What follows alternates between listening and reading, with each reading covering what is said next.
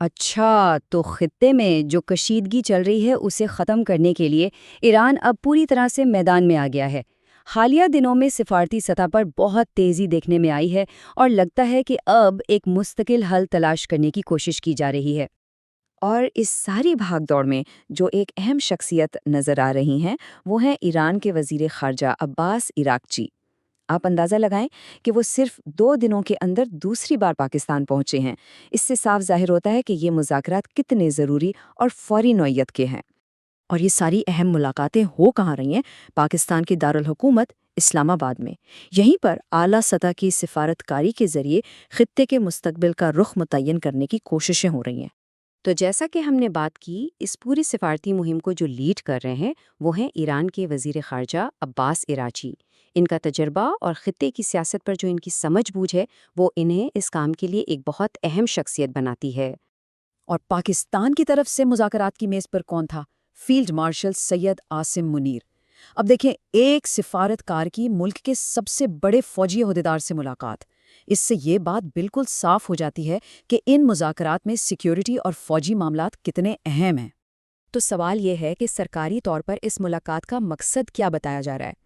دیکھیں، ایرانی میڈیا کے مطابق یہ کوئی ایک الگ تھلگ واقعہ نہیں ہے، بلکہ یہ انہی مذاکرات کا حصہ ہے جو جنگ کے خاتمے کے لیے تجاویز اور خیالات کے تبادلے کے لیے پہلے سے چل رہے ہیں۔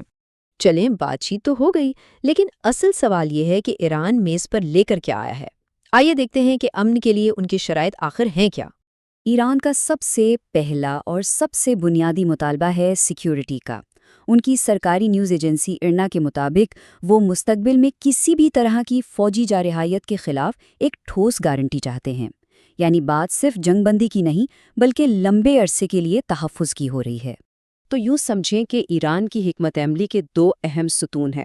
ایک طرف تو وہ سیکیورٹی کی ضمانت چاہتے ہیں کہ مستقبل میں ان پر کوئی حملہ نہ ہو، اور دوسری طرف وہ اقتصادی محاذ پر ریلیف مانگ رہے ہیں، مطلب پابندیوں میں نرمی کی جائے۔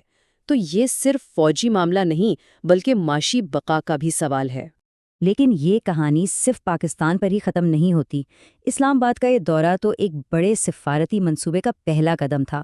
اس کے بعد اگلی منزل بھی اتنی ہی اہم ہے، اور وہ ہے ماسکو۔ تو یہاں ہمیں ایران کی پوری اسٹریٹجی سمجھ آتی ہے۔ پہلے اسلام آباد میں ایک اہم اتحادی سے فوری مشاورت کی اور پھر سیدھا ماسکو کا رخ کیا تاکہ ایک اور بڑی عالمی طاقت کو اعتماد میں لیا جا سکے۔ یہ ایک منظم اور کثیر القومی کوشش لگ رہی ہے۔ تو اس سب کا اصل مطلب کیا ہے؟ سیدھی سی بات ہے، ایران اس مسئلے کو اکیلے حل نہیں کرنا چاہتا۔ وہ خطے میں اپنے اہم شراکت داروں کو ساتھ ملا کر ایک مضبوط سفارتی محاذ بنا رہا ہے، اور یہی ان اعلیٰ سطحی دوروں کا اصل مقصد ہے۔ تو اب سب سے بڑا سوال یہی ہے کہ کیا یہ ساری ملاقاتیں اور مذاکرات واقعی کوئی نتیجہ دیں گے؟ کیا یہ سفارتی کوششیں زمینی حقائق کو بدل پائیں گی؟ اس کا جواب ہی اس خطے کے مستقبل کا فیصلہ کرے گا۔